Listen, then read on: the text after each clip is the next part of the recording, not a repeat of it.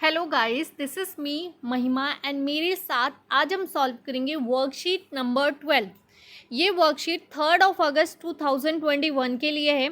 आज हम class 10 social science की वर्कशीट सॉल्व करने जा रहे हैं। देखते हैं आज की वर्कशीट में क्या दिया गया है। बहुत ही मज़ेदार टॉपिक है पावर शेयरिंग। क्या दिया गया है? Power sharing. ठीक है, देखते हैं आज के टॉपिक को। The idea of power sharing is naturally link to democracy. अगर हम इसको देखें तो कहीं ना कहीं ये डेमोक्रेसी से लिंक करता है। Most of the societies around the world are having diversity based on religion, race, caste, languages etcetera. तो ज़्यादातर हम जो भी सोसाइटीज़ देखते हैं उसमें जो भी डाइवर्सिटी होती है, जो भी विभाजन होता है, वो धर्म के आधार पर, कास्ट के आधार पर, लैंग्वेज के आधार पर होता है। Therefore, due to respect should be given to all the diverse group views that exist in a society. क्योंकि हर एक जाति, धर्म या भाषा की अपनी विशेषता होती है, इसीलिए हर जाति, धर्म और भाषा का सम्मान करते हुए इनके आधार पर अलग अलग इनको वैरायटी में बांटा जाता है। We will understand the impact of power sharing arrangements in Belgium. यहाँ पे एक एग्जाम्पल लिया गया है बेल्जियम का, और बेल्जियम के द्वारा यहाँ पे समझाया जाएगा। ठीक है, कि बेल्जियम में किस तरह की सोसाइटी है और किस तरीके से कॉम्प्लिकेशंस आई और कैसे वहाँ पे कॉम्प्लिकेशंस को सॉल्व किया गया। Belgium is a small country in Europe. Belgium जो है यूरोप की एक छोटा सा देश है। It's ethnic composition is complex. लेकिन यहाँ का जो समाज है वो बहुत ही जटिल था। Its population is around its population is around 1 crore. यहाँ की जो पॉपुलेशन थी वो लगभग 1 करोड़ थी। And 59% population lives in a Flemish region. और यहाँ की जो 59% जनसंख्या है वो फ्लैमिश रीजन में रहती थी। And speak Dutch. और कौन सी भाषा बोलती थी? डच भाषा बोलते हैं। तो यहाँ के जो 59% पॉपुलेशन है जो ज़्यादातर फ्लैमिश रीजन में रहते हैं और डच भाषा बोलते हैं। Another 40% people live in the Wallonia and region and speak French। जबकि बाकी की 40% जनसंख्या वेलोनिया रीजन में रहती है और स्पीक फ्रेंच यानी कि फ्रेंच भाषा बोलती है। In the capital city Brussels. यहाँ की जो कैपिटल सिटी यानी कि राजधानी शहर जो होता है, जैसे भारत का दिल्ली है इसी तरीके से, तो in the capital city Brussels, यहाँ की जो कैपिटल सिटी ब्रुसेल है, 80% आर फ्रेंच स्पीकिंग। यहाँ पे जो कैपिटल सिटी में लोग रहते हैं उन लोगों में 80% लोग जो हैं वो फ्रेंच भाषी हैं, यानी फ्रेंच भाषा बोलने वाले हैं। While 20% are Dutch speaking. जबकि 20% लोग जो हैं वो डच बोलने वाले हैं। अभी हमने आगे पढ़ा पूरी जनसंख्या में 59% लोग डच बोलते हैं और 40% लोग फ्रेंच बोलते हैं। जबकि कैपिटल सिटी में इसका उल्टा है, 80% लोग फ्रेंच बोलते हैं और 20% डच बोलते हैं। The minority French speaking community was rich and powerful. Basically क्या होता है, जो माइनॉरिटी कम्युनिटी होती है वो अक्सर करके किसी भी कंट्री में वीक होती है, लेकिन यहाँ पे उल्टा है।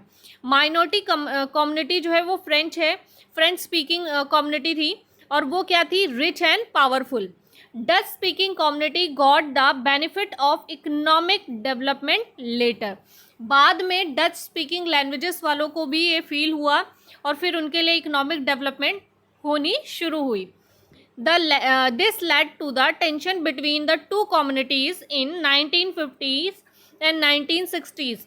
तो 1950 और 60 के दशक में क्या हुआ, इन बातों को लेकर आपस में टेंशन क्रिएट हो गई कि जो मैक्सिमम लैंग्वेज, मतलब जो ज़्यादा बोलने वाले बहुसंख्यक भाषा वाले लोग थे, जो ज़्यादा लैंग्वेजेस बोलते थे यानी डच, उनकी वो पिछड़े हुए थे।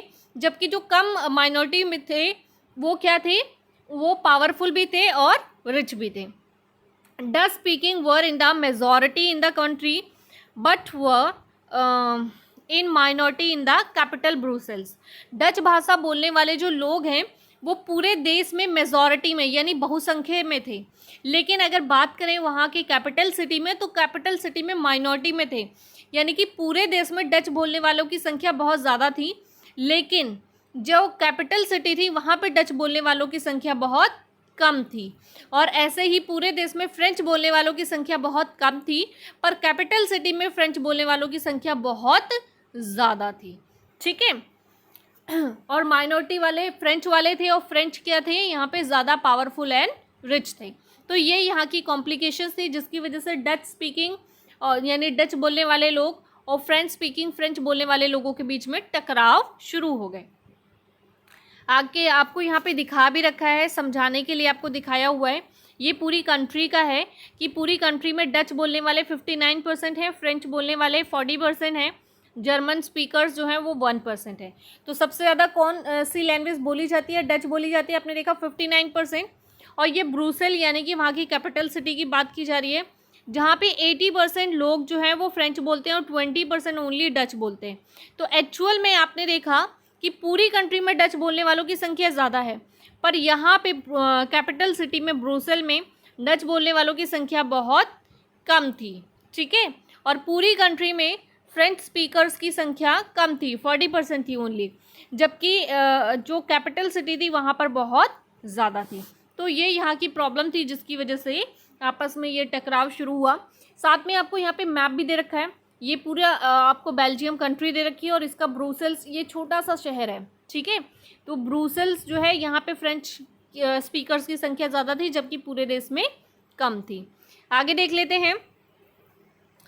बिटवीन 1970 एंड 1993 यानी 1970 से 1993 के बीच 4 amendments were brought in the Belgium constitution so as to bring an arrangement that would enable everyone to live together within the same country। अब इसमें क्या हुआ कि 4 अमेंडमेंट्स किए गए, यानी कि बेल्जियम का जो कॉन्स्टिट्यूशन था उसमें 4 अमेंडमेंट 4 बदलाव किए गए। क्या बदलाव किए गए वो यहाँ दे रखे हैं, देख लेते हैं हम। 4 बदलाव इसलिए किए गए ताकि वहाँ की जनसंख्या में किसी को भी ये ना महसूस हो कि उनके साथ गलत हुआ है या उनके साथ देश जो है वो गलत कर रहा है, बेगानापन कर रहा है। तो उसके लिए ये 4 बदलाव किए गए। Step taken to remove tensions, वहाँ की टेंशंस को रिमूव करने के लिए, ख़त्म करने के लिए 4 स्टेप लिए गए। नंबर 1, इक्वल नंबर, ठीक है, of Dutch and French speaking ministers in central government. सबसे पहले क्या किया, जो सेंट्रल गवर्नमेंट थी उसमें जो नेता थे उनमें डच और फ्रेंच बोलने वाले नेताओं की संख्या बराबर कर दी। यानी फ्रेंच बोलने वाले ज़्यादा होते तो बवाल बनता और डच बोलने वाले ज़्यादा होते तो बवाल बनता हमारे देश की तरह। तो बहुत सिंपल सा फंडा अपनाया, क्या किया कि अगर फ्रेंच बोलने वाले मिनिस्टर 5 हैं तो डच बोलने वाले भी 5 ही रहेंगे भाई, ताकि कोई लड़ाई का मामला ही ना हो। तो इसलिए यहाँ पे क्या किया, सेंट्रल गवर्नमेंट में लड़ाई का जो मुद्दा था उसको ख़त्म कर दिया और डच और फ्रेंच बोलने वालों की संख्या बराबर कर दी। नंबर 2, सेकेंड स्टेप क्या लिया गया, wide power to state governments and state governments are not subordinate to the central government. कुछ ऐसी पावर, खास पावर जो थी वो क्या कर दी गई, स्टेट गवर्नमेंट को या छोटे छोटे इलाकों की जो सरकार थी उनको दे दी गई। यानी कि जो सेंट्रल गवर्नमेंट की पावर थी, कुछ पावर ऐसी थी जो स्टेट गवर्नमेंट को दे दी गई ताकि वहाँ की सरकार जो है वहाँ की जनता को मैनेज कर सके और दिक्कतें ख़त्म हो जाएं। थर्ड स्टेप जो लिया गया, सेपरेट गवर्नमेंट इन ब्रुसेल, क्योंकि ब्रुसेल पूरे देश के अकॉर्डिंग बिल्कुल अलग था, तो ब्रुसेल के लिए अलग सरकार बनाई गई। जो ब्रुसेल कैपिटल सिटी थी, वहाँ की राजधानी शहर था, उसके लिए अलग सरकार बनाई गई। In which both the communities have equal representation, और यहाँ पे भी यही किया गया, दोनों ही यानी डच और फ्रेंच स्पीकर दोनों के लिए क्या किया गया, इक्वल रिप्रेजेंटेशन रखा गया, दोनों को बराबरी का हिस्सा दिया गया ताकि दोनों में कोई भेदभाव ना हो सके। एंड फोर्थ स्टेप जो लिया गया, कम्युनिटी गवर्नमेंट बनाई गई, यानी कि समुदाय जिसको बोलते हैं।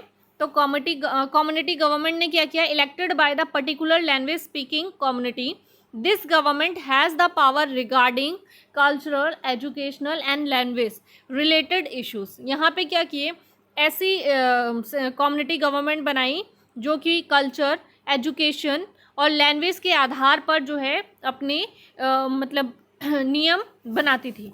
तो ये कुछ ऐसे स्टेप लिए गए ताकि जो देश में भेदभाव और बातों को लेके बहस या टकराव का कारण बन रहा था, उस टकराव को ख़त्म किया गया। तो ये बहुत ही इंटरेस्टिंग सी आज की वर्कशीट थी, आई होप आपको समझ में आई होगी। आज की जो वर्कशीट है उसमें सिर्फ 2 ही क्वेश्चन दिए गए जो कि ऑप्शनल हैं, 4 ऑप्शंस आपको दिए गए और आपको सही ऑप्शन पे टिक करना है। तो मैं इसके लिए अलग से आपको आंसर्स नहीं लिखवाऊंगी, बल्कि इसी में इसके सही आंसर्स टिक करवा देती हूँ।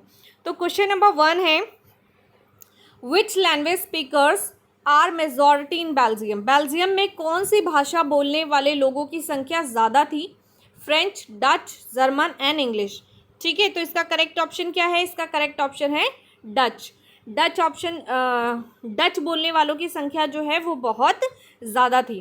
फ्रेंच, आप देखेंगे वहाँ पे फ्रेंच बोलने वालों की संख्या कम थी, बट पूरे देश में फ्रेंच बोलने वालों की संख्या कम और डच बोलने वालों की संख्या ज़्यादा थी। पर बेल्जियम की जो कैपिटल सिटी ब्रुसेल है वहाँ पे इसका उल्टा था। ठीक है, पर यहाँ ब्रुसेल की बात नहीं की गई है, यहाँ पे बेल्जियम की बात की गई, पूरे देश की बात की गई है। तो पूरे देश में सबसे ज़्यादा कौन सी लैंग्वेज बोली जाती थी? डच। ठीक है, तो ये ऑप्शन, करेक्ट ऑप्शन इसका हो जाएगा बी। क्वेश्चन नंबर 2 की बात करते हैं। What was not a step taken to remove tensions in Belgium between different communities. इसमें बोला गया, एक बात का ध्यान रखना है, नॉट, उसने बोला है कि वो कौन सा स्टेप है जो बेल्जियम की सरकार ने नहीं लिया। ठीक है, जो लिया वो नहीं बताना, आपको बोला है वो कौन सा स्टेप है जो बेल्जियम की सरकार ने टेंशन को ख़त्म करने के लिए नहीं लिया। तो 4 ऑप्शन हैं, देखते हैं करेक्ट ऑप्शन क्या है। पहला ऑप्शन है state government were given wider powers, ये तो लिया था स्टेप। ठीक है, तो ये तो करेक्ट है। दूसरा बोला है provision for community government, community government बनाई गई, यस कम्युनिटी गवर्नमेंट भी बनाई गई थी। फिर बोला गया है appointment of governors to run community government, ऐसे गवर्नर्स को अपॉइंट किया गया जो कम्युनिटी गवर्नमेंट को रन कर सके, नहीं ये तो बिल्कुल नहीं किया गया था। Separate government in Brussels, Brussels में सेपरेट गवर्नमेंट बनाई गई, यस ये भी किया गया था। तो 3 चीज़ें तो की गई थी, क्या नहीं की गई थी? ये ऑप्शन, गवर्नर्स नहीं बनाए थे। तो इसका जो करेक्ट ऑप्शन होगा वो क्या होगा? सी जो है वो सेकंड क्वेश्चन का करेक्ट ऑप्शन है। तो आज के हमारे दोनों क्वेश्चंस के आंसर्स हो चुके हैं। आई होप आपको ये वर्कशीट समझ में आई होगी। यदि वर्कशीट समझ में आई है, वीडियो पसंद आई है, तो वीडियो को लाइक करना है, शेयर करना है और चैनल को सब्सक्राइब करना है, हमसे जुड़े रहना है ताकि हर वीडियो का नोटिफिकेशन आपको टाइमली मिलता रहे और सभी क्वेश्चंस के आंसर्स हम टाइमली आपको प्रोवाइड करते रहें। तो मैं हूँ महिमा और आपसे लेती हूँ विदा। जल्द ही मिलूंगी आपको नई वीडियो में नए टॉपिक के साथ।